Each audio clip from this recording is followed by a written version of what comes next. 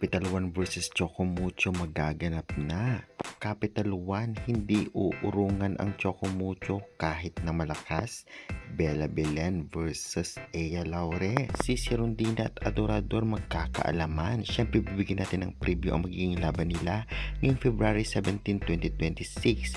Kaya before that guys, please naman, huwag niyong kalimutan mag-like, comment, and subscribe and pa-hit the notification bell for more valuable updates dito sa Pilipinas.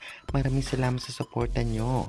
Well, inaabangan din ang laban na ito. Ito ang bakbakan ng Capital One versus Chocomucho dahil magaganap ang kanilang laban sa Phil Oil Center sa February 17. Siyempre 4pm ito at mapapanood sa One Sports Plus, Pilipinas Live application, Signal application, ngunit may bayad at may free sa pbl.ph live. Well, magandang laban ito, lalong-lalo pa pareho lang sila sa standing na may 1 win at 2 losses.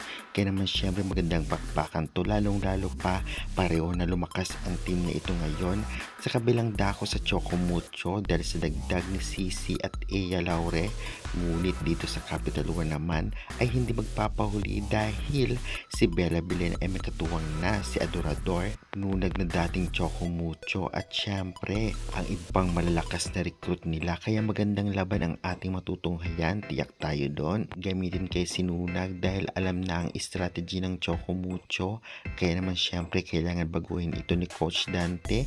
Syempre aabangan natin yan kung talagang mababago ang first six ng Chocomucho o ganun pa rin.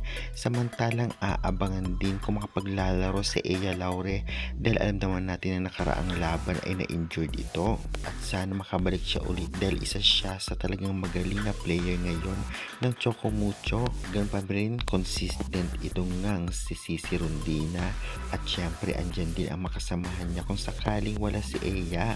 At grabe din sa diging si Ponce kung ating titignan ang kanilang last performance. Samantalang dito naman sa Capital One, tiyak lalaban ito dahil may malakas din silang team na nakaharap na tinalo nila. Kaya syempre hindi natin mapredict kung anong team mananalo. Kaya guys, excited na ba kayo sa laban ngayong February 17? Sa tingin nyo, anong team mananalo? Chocomucho o Capital One? Pa-comment, pa-subscribe for more PBL valuable updates.